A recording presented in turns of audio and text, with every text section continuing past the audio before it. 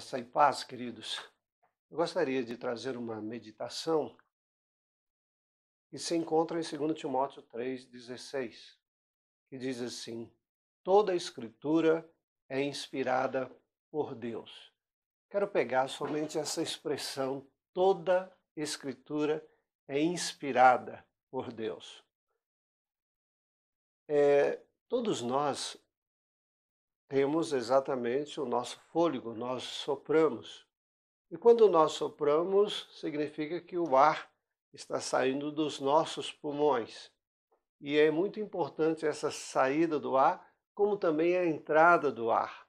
Respiramos oxigênio e soltamos o gás carbônico.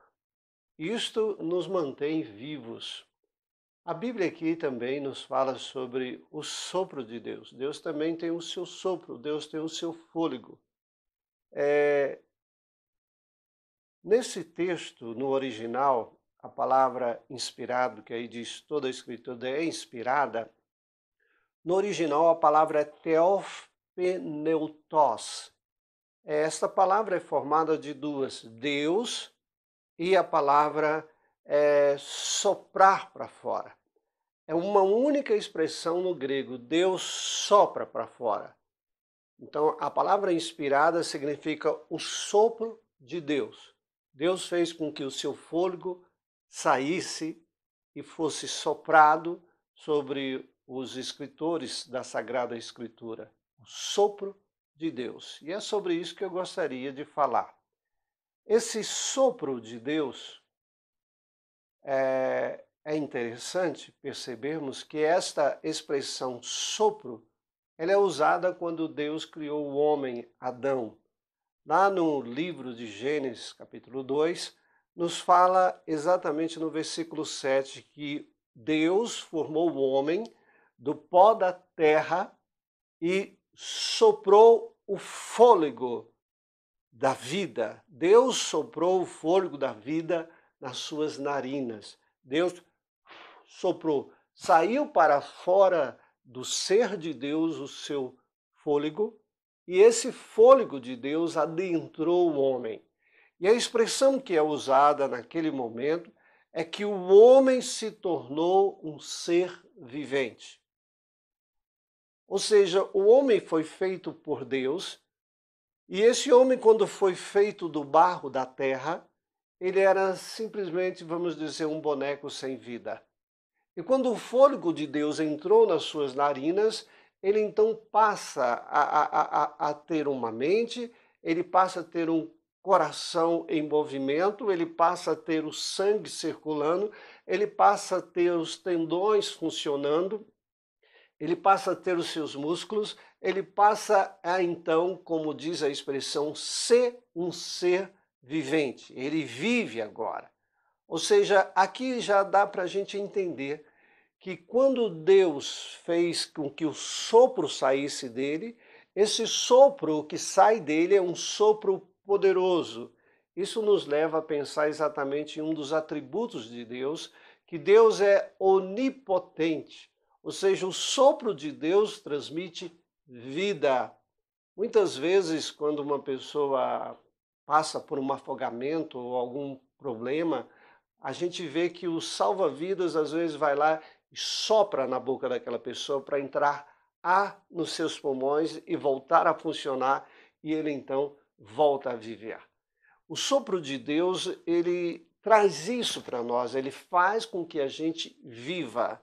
Agora, a expressão aqui que diz que a palavra é inspirada, ou seja, a palavra, as Escrituras é o sopro vivo de Deus. Que coisa maravilhosa a gente saber que as Escrituras não é um mero livro, não é meras palavras. Estas palavras, elas são poderosas. Lá em Hebreus 4:12 diz, porque a palavra de Deus é viva e é eficaz. Agora nós podemos entender que quando esta palavra de Deus adentra o nosso ser, ela produz também vida em nós, ela nos vivifica. Por isso que ao lermos a palavra, ao aplicarmos a palavra, ao obedecermos, ao vivenciá-la nas nossas vidas, ela produz transformação dentro de nós. Ela produz dentro de nós uma verdadeira vida. A Bíblia nos fala que este Adão que foi feito, diz lá que ele foi feito um ser vivente. Agora, nos diz as Escrituras, em 1 Coríntios capítulo 15, versículo 45, o seguinte: pois assim está escrito, o primeiro Adão foi feito alma vivente, o último Adão, porém, é espírito vivificante. O último Adão aqui trata-se de Jesus. Jesus foi feito um espírito vivificante. E o sentido é exatamente esse. O que Cristo fez na cruz do Calvário, a sua morte, essa morte é tão poderosa que esse ser vivente que é Jesus transmite a nós, mediante o entrar da palavra de Deus nas nossas vidas, com a ação do Espírito Santo, uma vivificação espiritual em nós, e nós também passamos a ser agora seres vivos com vivificação pela palavra de Deus. Somos então, nesse sentido, sendo transformado, como diz a palavra de Deus, somos transformados de glória em glória na própria imagem, como pelo Senhor o Espírito. Somos transformados na imagem de Cristo, que é um ser vivente, em um ser espiritual. E isso traz grandes coisas para nós. Por exemplo, este sopro de Deus que vem pela palavra, que é um sopro vivo, que é poderoso, esse sopro de Deus, como eu disse, não é meras palavras, são palavras vivas. Elas contêm o poder de Deus. E por isso necessitamos tanto de ler a palavra de Deus para que o Espírito faça com que esta palavra, que originalmente é viva, transmita vida a nós. E essa vida que é transmitida pela palavra é a santificação do nosso ser.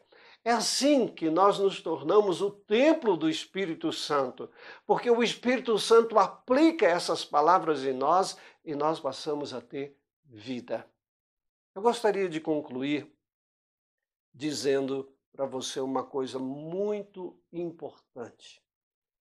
Deus te fez um ser vivente e Deus deu a você a possibilidade de ser um espírito vivificante, que é a ação da salvação nas nossas vidas pela morte do Cordeiro, para que você viva o processo de santificação.